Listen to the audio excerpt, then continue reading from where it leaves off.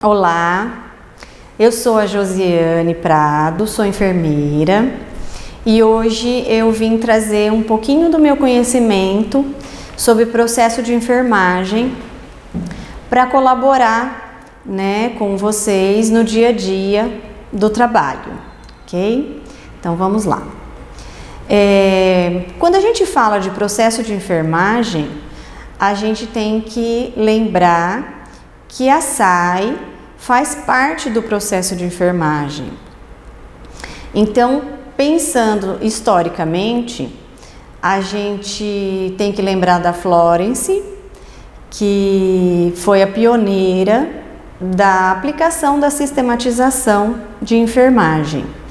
Depois, no início do século XX, os Estados Unidos surgiram alguns personagens que fizeram alguns manuais relacionado todo a esse contexto. Depois, o processo de enfermagem nos Estados Unidos, com a Lídia, introduziu formalmente a descrição, meados dos anos 50. No Brasil, a nossa querida Wanda Aguiar, na década de 70. E até os dias de hoje, existe a evolução do processo de enfermagem. Um norte muito importante para a nossa função é a resolução do COFEM 358 de 2009. Então, ela nos traz alguns artigos que deixam bem claro sobre as definições do processo de enfermagem e as funções tanto do enfermeiro quanto do técnico e do auxiliar. Tá? Eu trago o material, esse material vai estar disponível para vocês e esses artigos mais importantes estão todos em destaque, ok?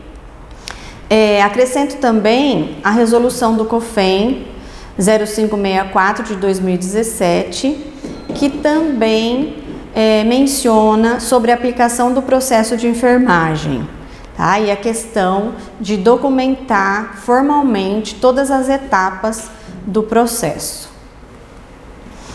Como definição, para ficar mais fácil da gente discorrer sobre o assunto, a resolução 358 de 2009 menciona que o processo de enfermagem é um instrumento metodológico e documental proposto para guiar a sistematização de enfermagem e é orientada à luz de um referencial teórico que fica organizado em 5 etapas: a coleta de dados, o diagnóstico, planejamento, implementação e avaliação. Aí entra então a sistematização da assistência de enfermagem, que organiza o trabalho do profissional enfermeiro quanto método pessoal e de instrumentos, tornando possível a operação do processo de enfermagem. Nós temos como teoria o sistema de classificação de enfermagem. Então, são alguns sistemas de linguagem padronizada em enfermagem, que nada mais é do que o conjunto de termos compreendidos por todos, usados para descrever os julgamentos clínicos que são envolvidos nas avaliações, que a gente chama de diagnóstico de enfermagem, além de intervenções e resultados relativos à documentação dos cuidados de enfermagem. Então, a padronização exige que termos, definições e indicadores dos diagnósticos e resultados sejam clinicamente úteis, porque não adianta a gente usar um termo que acha conveniente se não houver um embasamento científico, tá? Além do que, a linguagem padronizada fundamenta toda a documentação clínica e abriga e organiza os conceitos que são relevantes para a prática clínica. E como definição e instrumento, de apoio e auxílio ao nosso trabalho, a gente tem algumas classificações. Eu coloquei em destaque a classificação dos diagnósticos de enfermagem da NANDA Internacional, que é o NANDA 1, o Nursing, que é o NOC, e o outro Nurse Interventions, que é o NIC. Então, o que a gente mais utiliza no nosso dia a dia é a NANDA, o NOC e o NIC. As demais existem, mas não são de uso rotineiro nosso, ok? Para falar de processo de enfermagem, nós temos que lembrar das 5 etapas. Coleta de dados, que é o histórico de enfermagem. Depois, a segunda etapa é o diagnóstico de enfermagem, partindo para o planejamento, implementação ou prescrição de enfermagem e finalizando com avaliação ou evolução. Eu vou trazer agora mais detalhadinho cada uma das etapas só para relembrar. A coleta de dados ou histórico de enfermagem é um processo deliberado, sistemático e contínuo que é realizado com auxílio de métodos e técnicas variadas, que tem como finalidade obter informações sobre o paciente, sobre a família e a coletividade humana e sobre suas respostas em um dado momento da saúde da doença. Então, o histórico de enfermagem é aquela primeira contato que o enfermeiro tem com o paciente, onde a gente usa um roteiro descrito, um checklist, e a gente executa uma anamnese e um exame físico. E através desses dados, a gente vai conseguir executar a segunda etapa, que é o diagnóstico de enfermagem, que trata-se de um processo de interpretação e agrupamento dos dados que foram coletados no histórico de enfermagem, para que o enfermeiro possa tomar decisão sobre os conceitos diagnósticos que se encaixem para aquele paciente, avaliando todos os dados que foram levantados, ok? E para isso, a gente precisa de um referencial teórico, então a gente usa a NANDA 1, ok? Que tem a sua versão atualizada de 2018 a 2020 e provavelmente o ano que vem a gente já receba uma nova atualização. E o NIC e o NOC, que também nos auxiliam na parte de implementação, na parte da prescrição de enfermagem. O NANDA 1, ele possui 244 diagnósticos de enfermagem em 13 domínios. Domínios de promoção de saúde, de nutrição, de eliminação e troca, de atividade e repouso, de percepção e cognição, autopercepção, papéis e relacionamento, sexualidade, enfrentamento, tolerância ao estresse, princípios da vida, segurança e proteção, conforto, crescimento e desenvolvimento, em 47 classes, ok? O que tem de novo no NANDA 1 são dois acréscimos que a gente chama de população em risco, que é definido como grupo de pessoas que partilham alguma característica que faz com cada membro ser suscetível a determinada resposta humana, como características demográficas, história, saúde familiar, estágio de crescimento, desenvolvimento ou exposição a determinados eventos. Então, essa população em risco está acrescida em alguns diagnósticos e se encaixar, né, no diagnóstico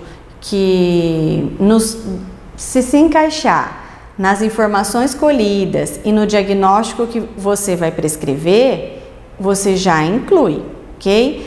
Mais para frente eu vou dar exemplos e acho que vai ficar mais fácil de fixar essa definição.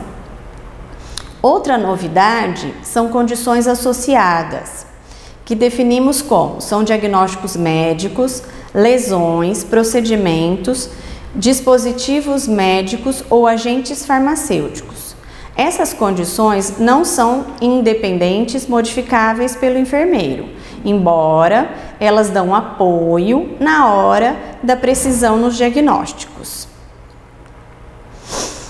Os diagnósticos de enfermagem podem ser específicos, eles são divididos. Então, eu tenho diagnóstico de enfermagem com foco no problema, eu tenho de risco, eu tenho de promoção de saúde e tenho síndrome. Então, quando for um diagnóstico com foco no problema, o julgamento clínico sobre uma resposta humana indesejável a uma condição de saúde, processo de vida do indivíduo, da família ou do grupo ou ainda da comunidade. Se for de risco, o julgamento clínico tem que ser sobre uma suscetibilidade de um indivíduo, da família, do grupo ou comunidade para o desenvolvimento de uma resposta humana indesejável a uma condição saúde, processo de vida. Se ele for promoção de saúde, o julgamento deve ser sobre a motivação e desejo de aumentar o bem-estar e alcançar um potencial humano de saúde. Essas respostas normalmente são expressas por uma disposição para melhorar comportamentos de saúde específicos, tanto no paciente, na família ou na comunidade. E os diagnósticos de síndrome são o julgamento clínico relativo a um determinado agrupamento de diagnóstico de enfermagem que ocorrem juntos, sendo mais bem tratado por meio de intervenções similares, tá? Quando eu for redigir o diagnóstico de enfermagem, se eu identificar que o diagnóstico é foco no problema, o que eu tenho que registrar?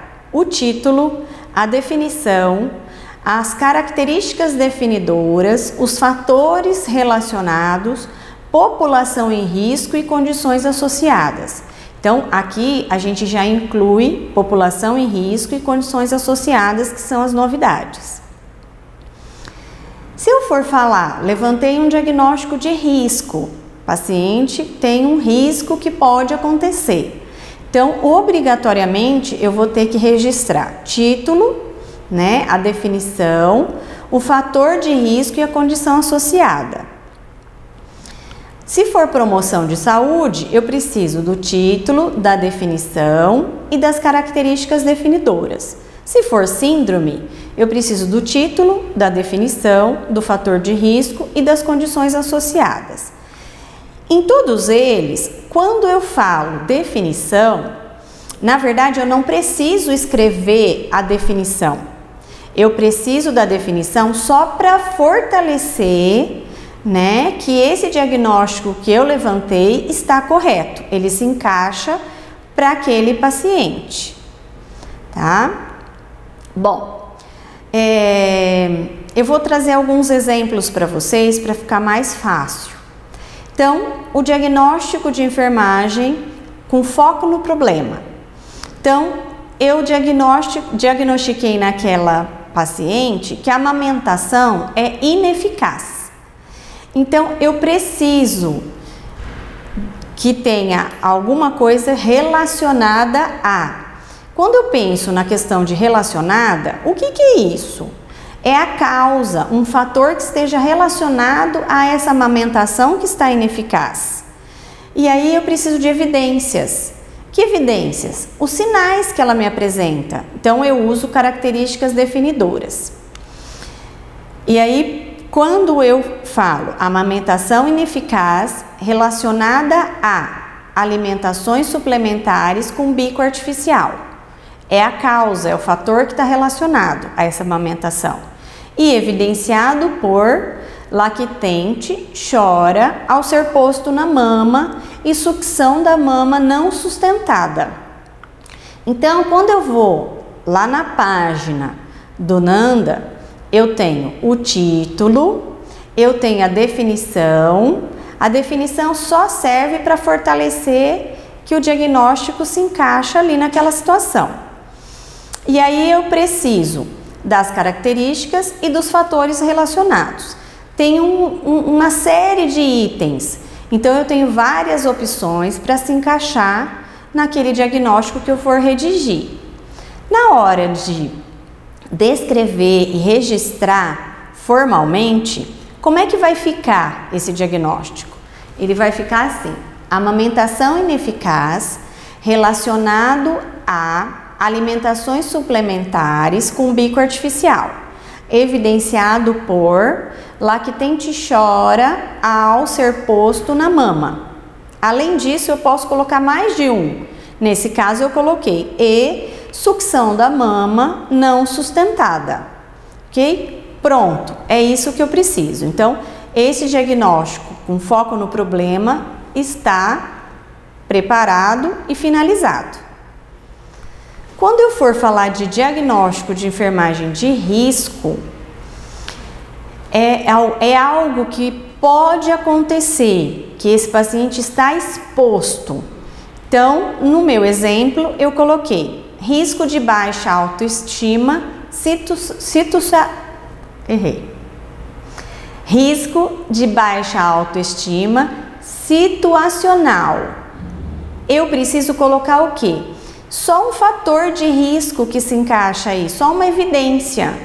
Então, eu vou usar evidenciado por alteração de imagem corporal.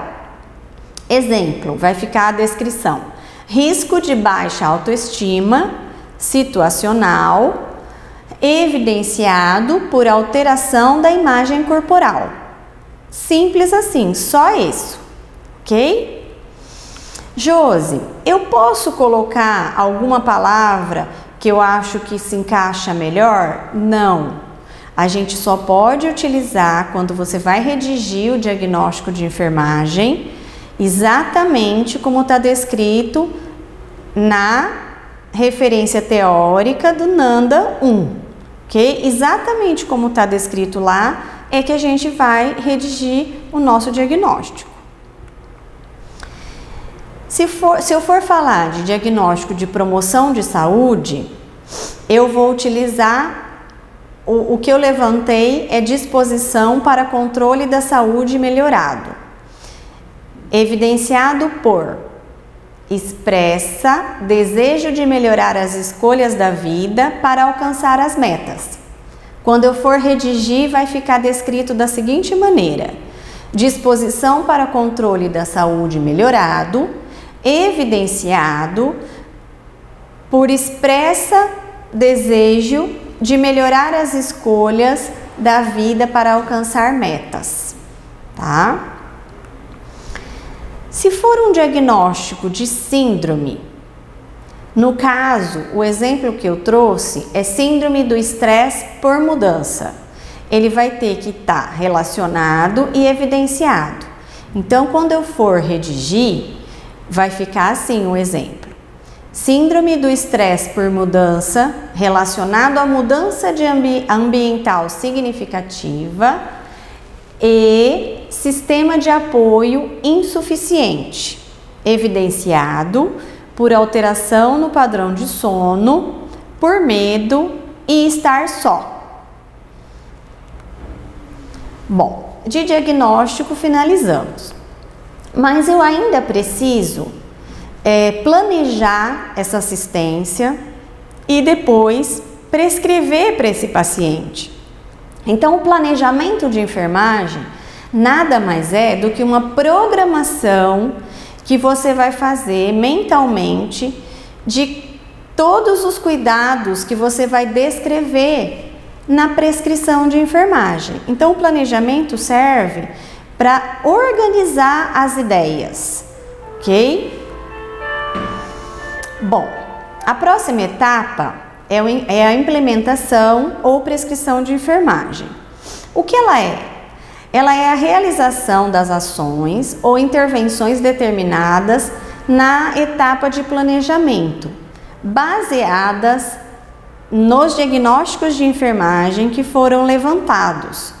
Então, eu sempre tenho que levar em consideração se eu levantei um diagnóstico de risco de baixa autoestima situacional, evidenciado por alteração da imagem corporal. Então, o que eu posso prescrever para esse paciente relacionado a esse diagnóstico? Estimular a expressão dos sentimentos, lembrando que todas as prescrições têm que ter o aprazamento, tem que ter o horário, porque o horário vai favorecer a execução desse cuidado e nortear o trabalho dos técnicos de enfermagem que precisam, quando eles executam o cuidado, checarem esse horário.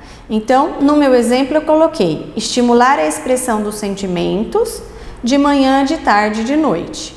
E a cada plantão, o funcionário que conseguir executar o cuidado vai lá e checa em cima do horário o nome e o carimbo, né, para ter a certeza de que aquele cuidado foi prestado ao paciente.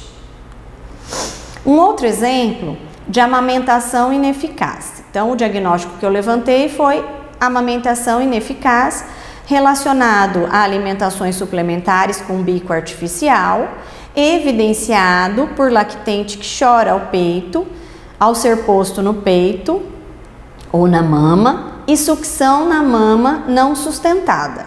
Então, como prescrição, eu coloquei encorajar a sucção, estimulando o reflexo perioral, se apropriado.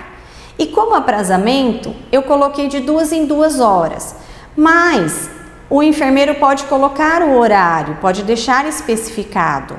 Então, no meu caso, eu coloquei às 8, às 10, às 12, às 14, assim por diante, até as 24 horas. E o funcionário que for prestar esse cuidado a esse paciente deve obrigatoriamente checar essa prescrição que fora feita pelo enfermeiro, tá? Não basta só checar a medicação, a prescrição médica dos medicamentos que o médico prescreveu para o paciente.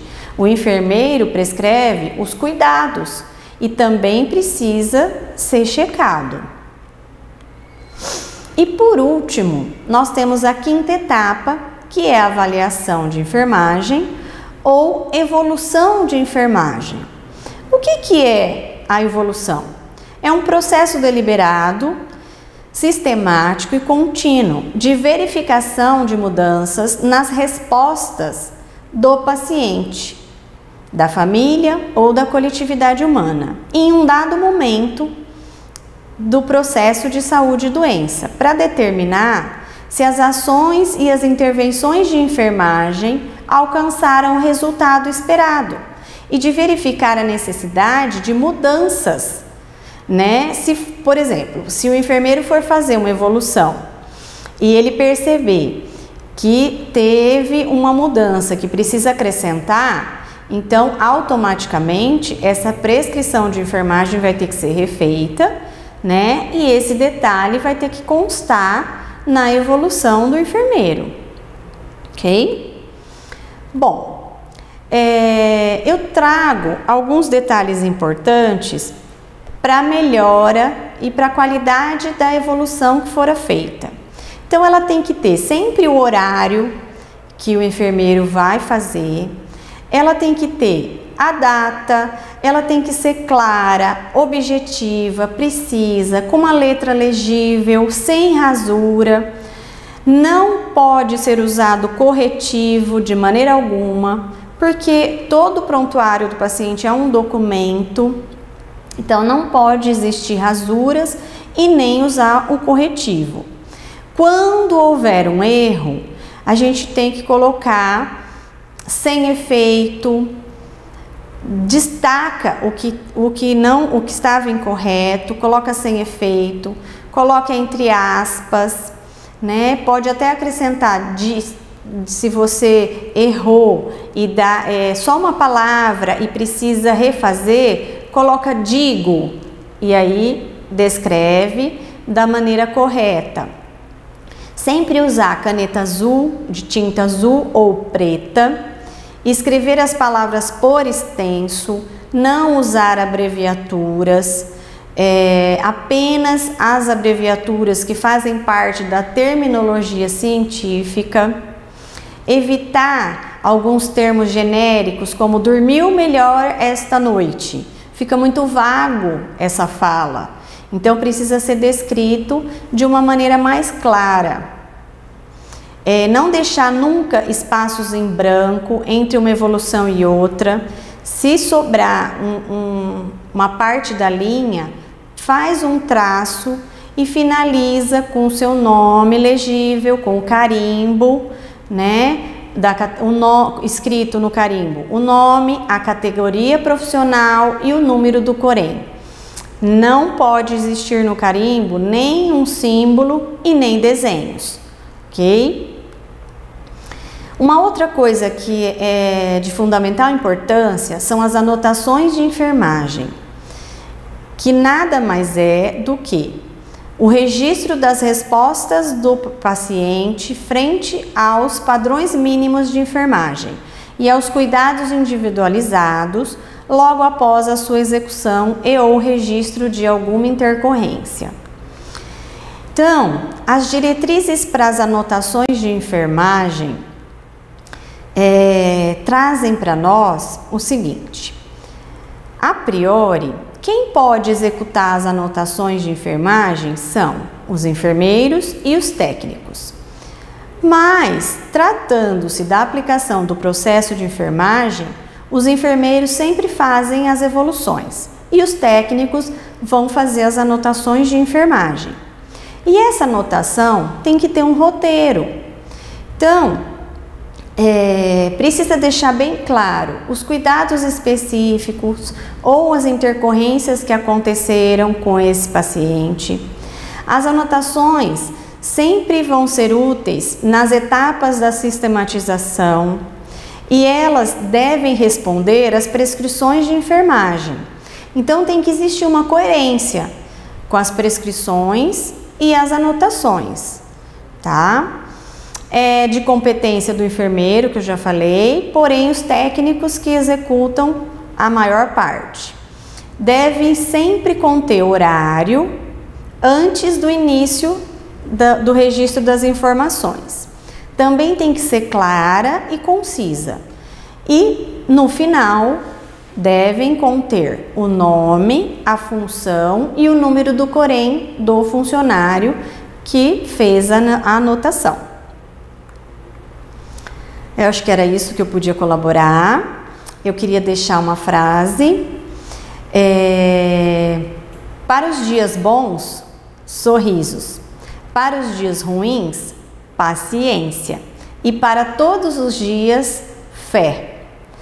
E agradecer o convite e o meu muito obrigada.